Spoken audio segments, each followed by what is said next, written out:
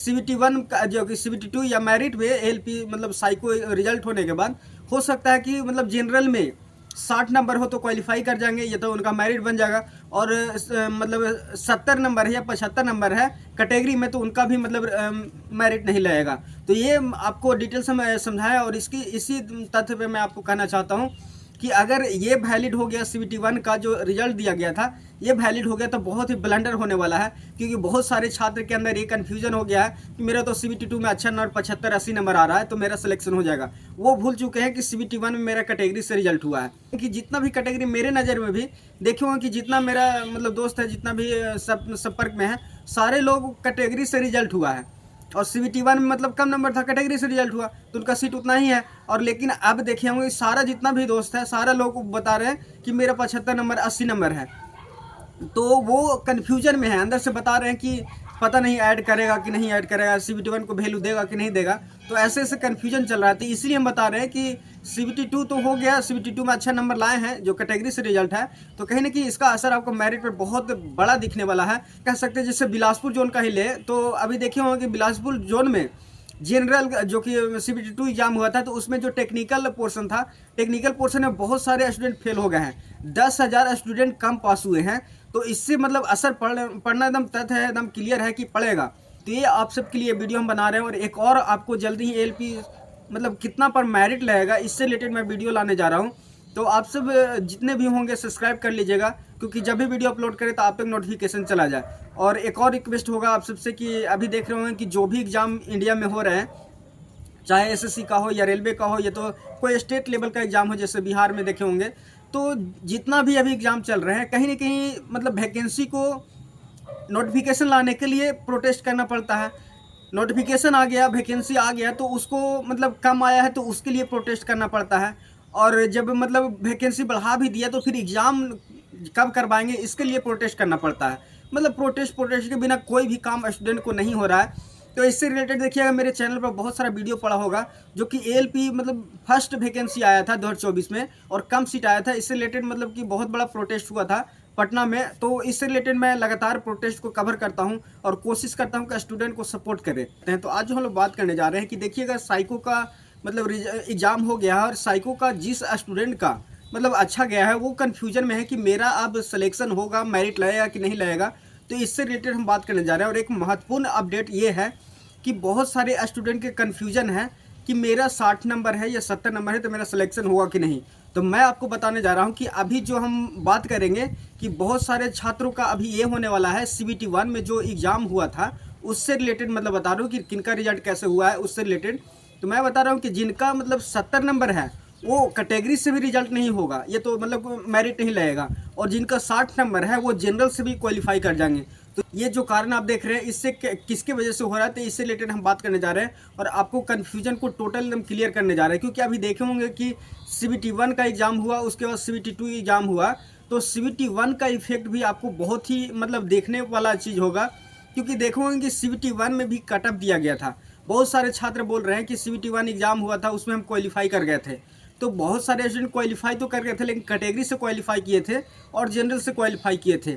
इसका असर सीबीटी 2 पे बहुत इंपॉर्टेंट मतलब बहुत बड़ा असर पड़ने वाला है, और इसका असर आपको देखने के लिए मिलेगा भी रिजल्ट में जब मेरिट होगा। तो इसका क्या रीज़न है उसके बारे में मैं बात करूँ आप सबको। तो देखे होंगे कि बहुत सारे छात्र जो कि सीबीटी 1 में जब एग्ज़ाम दिए थे तो उनका मतलब सिलेक्शन मतलब क्वालिफाई जो किए थे वो सीबीटी 1 में कैटेगरी से किए थे और उनका मार्क्स कम था। और बहुत सारे जो भी मतलब जितना ज़रूरी था रेलवे को उतना तो मतलब जनरल से भी लिया और कैटेगरी से भी लिया। लेकिन बहुत सारे छात्र के अंदर ये कन्फ्यूजन है कि मतलब सीबीटी 1 में कैटेगरी से मेरा रिजल्ट हुआ और सीबीटी 2 में मतलब कम नंबर था तो सीबीटी 1 में कैटेगरी से हुआ, लेकिन सीबीटी 2 का एग्ज़ाम हुआ तो उनका 70, 75, 80 नंबर है। तो ये जो मेरिट चल रहा है, जो प्रॉब्लम चल रहा है कि जो सीट है जनरल का और कैटेगरी का मिला करके, तो क्या मतलब सीबीटी 1 में पास हुए थे कैटेगरी से, तो क्या सीबीटी 2 में उनको मतलब जनरल से मौका मिलेगा, जनरल वाला सीट है उस पर मौका मिलेगा कि नहीं मिलेगा। तो इससे रिलेटेड बहुत सारे कन्फ्यूजन है और स्टूडेंट के अंदर ये मतलब भूल चुके हैं कि ऐसा भी हुआ था, और ऐसा मतलब हुआ है तो उसका असर तो आपको पड़ेगा ही। अगर मान लीजिए जो सीबीटी 1 में कट ऑफ दिया था रेलवे ने, तो उसका क्या मतलब वैलिड होगा कि नहीं होगा कैटेगरी और जो कि जनरल दिया था। तो अगर हम बता दें कि अगर CBT 1 में जो कैटेगरी से रिजल्ट दिया गया था, जनरल से रिजल्ट दिया गया था, इसका अगर उसी अनुसार से अगर जोड़ा जाए तो मतलब जिसका कैटेगरी से रिजल्ट हुआ तो कैटेगरी वाला का मतलब सीट पर फाइट करेंगे, और CBT 2 मतलब उसका फिर तो जनरल से फाइट ही नहीं रहता है। तो बहुत सारे स्टूडेंट का कन्फ्यूजन है, तो इससे मतलब बहुत ही कटअप मतलब मेरिट पर वैरी करने जा रहा है। क्योंकि देखे हो कि CBT 1 में बहुत सारे छात्र हैं जो कि कैटेगरी से रिजल्ट हुआ है, रिजल्ट तो हो गया, लेकिन CBT 2 में जब उनका एग्जाम हुआ तो CBT 2 में उनका मतलब रिजल्ट जनरल से भी अच्छा नंबर है, मतलब 70 75 80 नंबर है। तो उनको जनरल से मतलब सीट मिलेगा कि नहीं मिलेगा। तो मुझे लगता है कि जिस तरह से कैटेगरी CBT 1 में दिया गया था, CBT 1 में जिस तरह से कैटेगरी से उनका रिजल्ट था वो मतलब वैलिड होगा। अगर उस तरह से वैलिड किया जाएगा रेलवे की तरफ से, तो कहीं ना कहीं देखे होंगे कि जो स्टूडेंट कैटेगरी से पास हुए थे CBT 1 में और CBT 2 में उनका 70 नंबर 75 नंबर भी है, 80 नंबर भी है, तो कहीं ना कहीं नहीं होने का चांसेस होगा।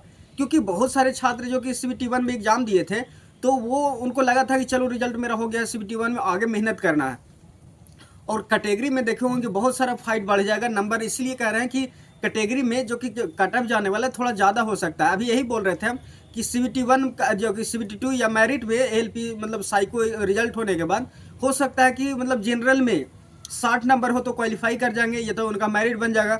और मतलब 70 नंबर है या 75 नंबर है कैटेगरी में तो उनका भी मतलब मेरिट नहीं लगेगा।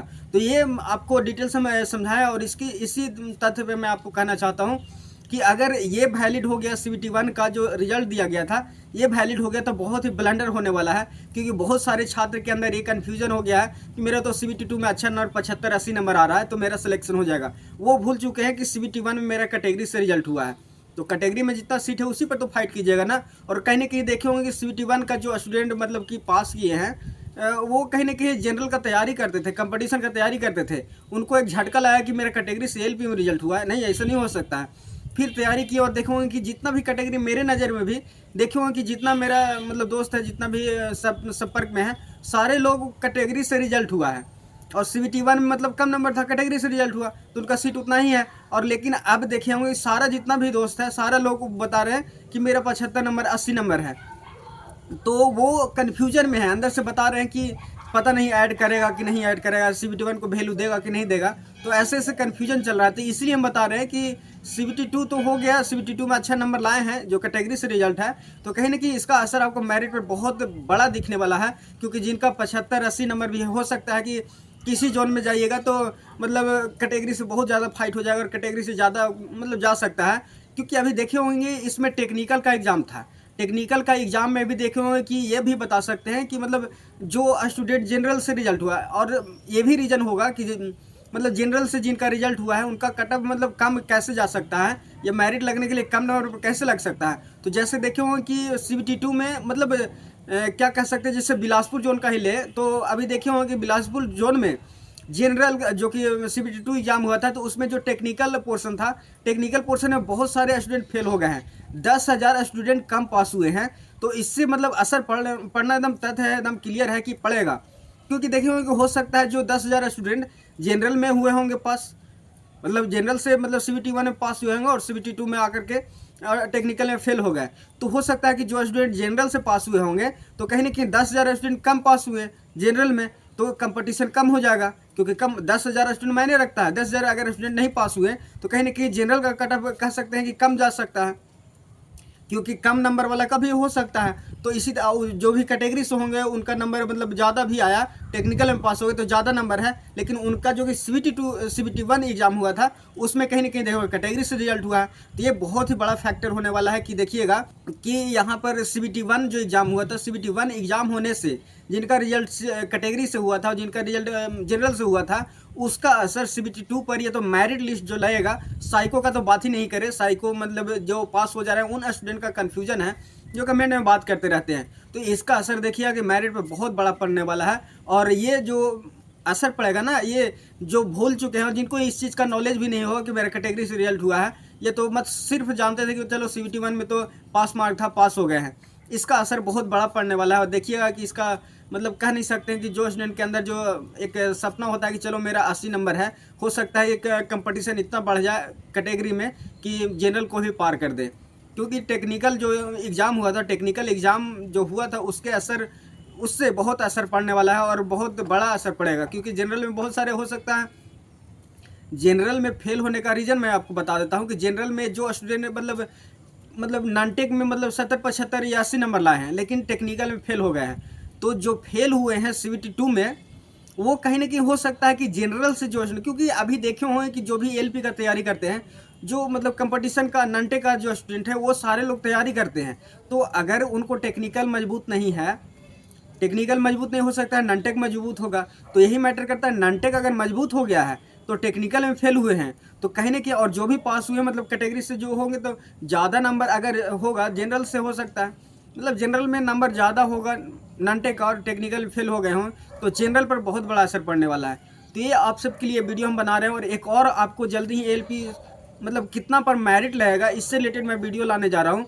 तो आप सब जितने भी होंगे सब्सक्राइब कर लीजिएगा, क्योंकि जब भी वीडियो अपलोड करें तो आप तक नोटिफिकेशन चला जाए। और एक और रिक्वेस्ट होगा आप सबसे कि अभी देख रहे होंगे कि जो भी एग्ज़ाम इंडिया में हो रहे हैं, चाहे एसएससी का हो या रेलवे का हो, या तो कोई स्टेट लेवल का एग्ज़ाम हो, जैसे बिहार में देखे होंगे, तो जितना भी अभी एग्ज़ाम चल रहे हैं, कहीं न कहीं मतलब वैकेंसी को नोटिफिकेशन लाने के लिए प्रोटेस्ट करना पड़ता है।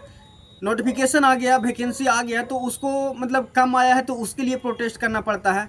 और जब मतलब वैकेंसी बढ़ा भी दिया तो फिर एग्ज़ाम कब करवाएंगे, इसके लिए प्रोटेस्ट करना पड़ता है। मतलब प्रोटेस्ट के बिना कोई भी काम स्टूडेंट को नहीं हो रहा है। तो इससे रिलेटेड देखिएगा, मेरे चैनल पर बहुत सारा वीडियो पड़ा होगा, जो कि एएलपी मतलब फर्स्ट वैकेंसी आया था 2024 में, और कम सीट आया था। इससे रिलेटेड मतलब कि बहुत बड़ा प्रोटेस्ट हुआ था पटना में। तो इससे रिलेटेड मैं लगातार प्रोटेस्ट को कवर करता हूँ और कोशिश करता हूँ कि स्टूडेंट को सपोर्ट करे। जो कि देखे होंगे कि बहुत बड़ा-बड़ा न्यूज़ चैनल है, जो कि रिपोर्टिंग करने तक नहीं आते हैं। तो उससे रिलेटेड कहीं न कहीं छात्र भी जितने हैं, छात्र ही लोग अपने आप को, प्रोटेस्ट को कैसे मैनेज करते हैं और लोगों तक पहुँचाते हैं। तो वो पहुँचाने का काम है। अभी देखे होंगे कि पटना में प्रोटेस्ट हुआ, तो और कोई डिस्ट्रिक्ट में, बिहार में हो रहा है कि नहीं हो रहा है, इसका कन्फ्यूज़न है। अगर कोई कराने का तैयारी भी है, तो उसको भी कन्फ्यूज़न है कि यहाँ प्रोटेस्ट हो रहा है कि नहीं।